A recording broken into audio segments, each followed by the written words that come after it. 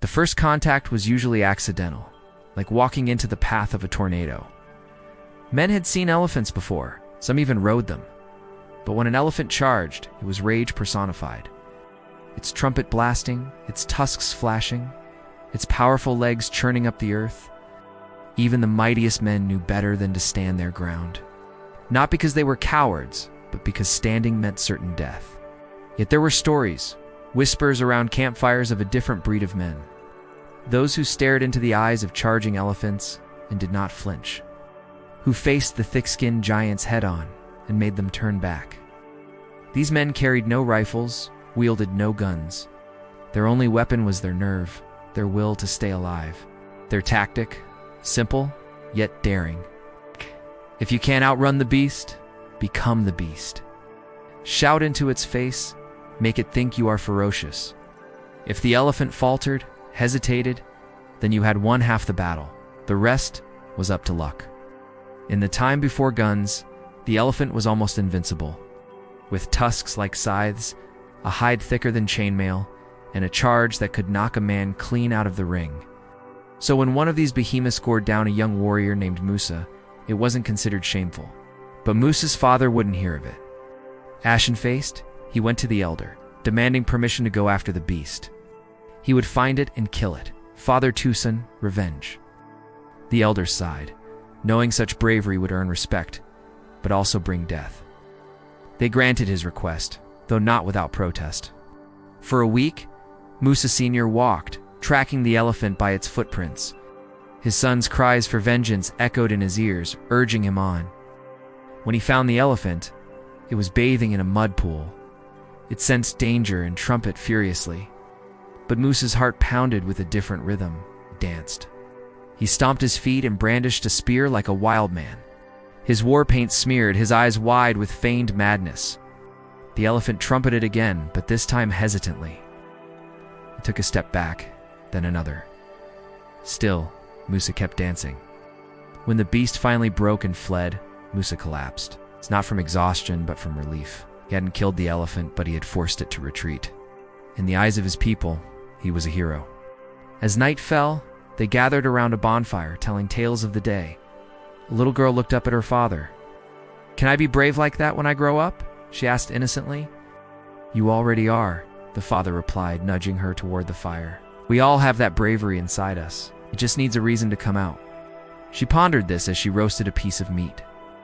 In the distant jungle, the elephant trumpeted sadly, missing its lost foe. It would find Musa again, but next time, neither dancing nor fear would save him. The second encounter happened in the frozen north. Here, the enemy wasn't a raging bull elephant, but a lurking shadow, a whisper in the dead leaves. Wolf packs hunted in numbers, ambushing men when their backs were turned. They circled around the camp, their yellow eyes gleaming with anticipation. Their hunger was palpable, their patience limitless. Many nights they waited, watching as families slept under the flickering light of a campfire. One such night, a woman named Amara couldn't sleep. Her baby was due any day now, and her unease grew with each passing hour. Outside, the wind moaned like a hungry wolf. Startled, she looked toward the fire. It was almost out, leaving her exposed in the darkness. Her husband, Torin, stirred beside her. Sensing her worry, he held her close. "What troubles you, love?" he whispered, stroking her hair. "The wolves," she replied, her voice barely above a whisper. "I feel they will strike tonight." Torin listened intently. Wolves were cunning, patient predators, but they couldn't ignore pain.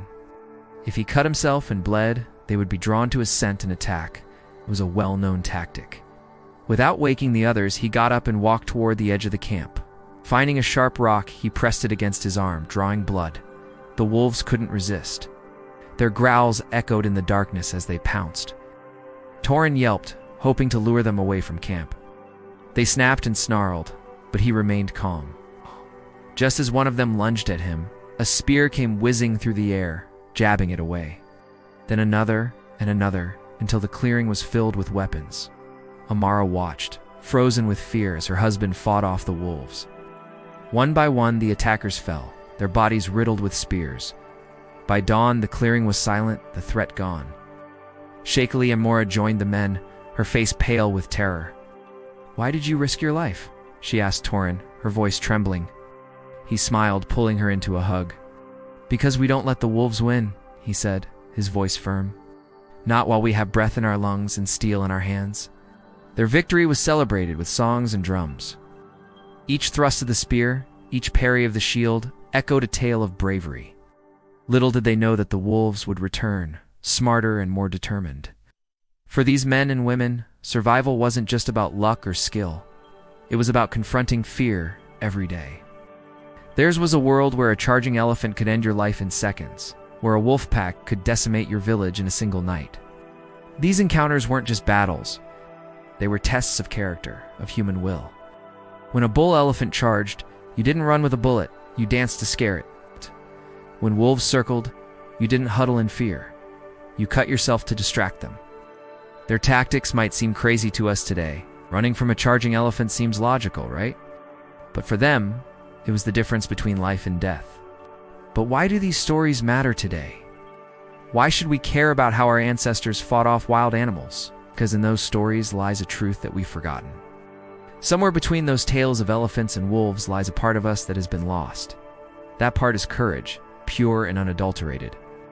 It's the ability to stare down a charging elephant or face a hungry wolf without an inch of doubt. It's the strength that comes from facing your fears head on and not letting them cripple you. Today we live in a world where we fear the dark, where the mere thought of an approaching storm sends us rushing for cover. We live in a world where a bad night's sleep means calling in sick to work. Not because we're ill, but because we're scared. Do you remember when was the last time you were truly afraid? Not the kind of fear that makes you jump at shadows, but the kind that paralyzes you with terror. The kind that makes you question your very survival. Can you remember? These are the moments that test our mettle, that reveal the warrior within. Yet we spend our lives trying to avoid these situations, burying ourselves under layers of comfort. But here's the thing. That part of us, that innate courage, doesn't disappear. It lies dormant, waiting for the right moment to reawaken. When you tell stories of men who stared down elephants and wolves, you remind us of this.